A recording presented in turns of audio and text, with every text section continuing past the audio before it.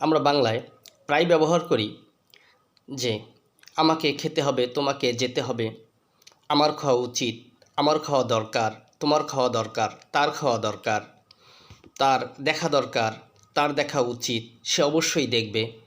এটা আমরা সচরাচর বলতে পারি, কিন্তু এইটা আমরা যখন ইংলিশে বলতে যাই তখন একটু এলোমেলো করে ফেলি। একটু দেখি আজকে আমরা ইংলিশে এই কথাগুলো কিভাবে বলতে পারি।